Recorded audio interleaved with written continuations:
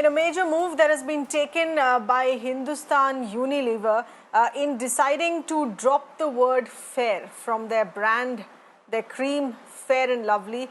There is going to be no fairness emphasis on their products is what has been decided. And this essentially comes in after another major brand, Johnson & Johnson, had announced the same decision along similar lines.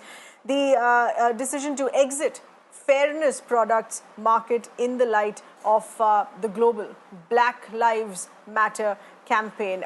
This is going to be changing things as far as brand positioning products is concerned.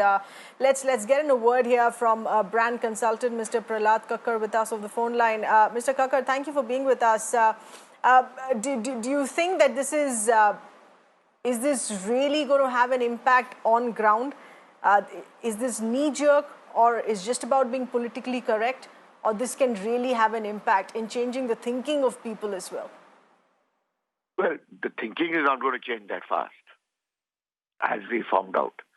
That despite the objections that people had, and despite what a lot of the people in society said, that why are you promoting a fairness cream when it's actually an anomaly, and especially in a country like ours.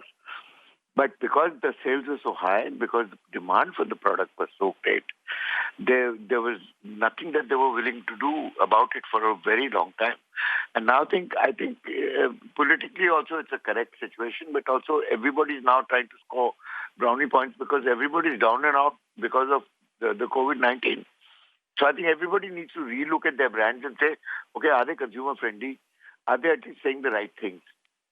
So if they're saying that it's not a fairness cream, which is questionable, and if they're saying that okay, it's a cream that is good for your skin, it's for a good, healthy, glowing skin, then I suppose the people who want to use it for fairness will still remember what it was for and use it. And the people who had huge objections to it will start using it because they'll say, okay, they're no longer claiming it to be a fairness cream. So I think for them it's a plus. It's a little overdue. All right. Okay. So, Mr. Kakkar, you're saying that this is not necessarily that can work in the long run. At the end of the day, it is intelligent product and brand posturing. Well, brand repositioning, as they call it, or you can call it posturing or anything that you want. But brand repositioning is that, okay, they'll have to improve the quality of the product to start off with, because it isn't now in the scope of only trying to fairness or bleach your skin, which frankly is actually bad for your skin, to be very honest.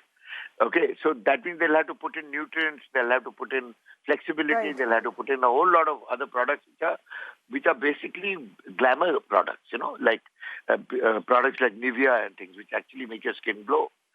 So they'll have to raise the value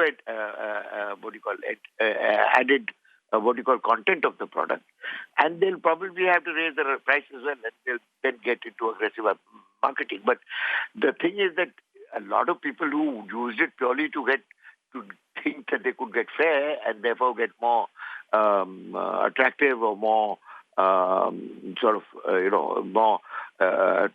get more traction in as far as the marriage market is concerned, they're still going to use it for whatever it's worth. And there'll be a lot of Me Too products in the market, which they will want to use, which are very bad for your skin, actually. Right.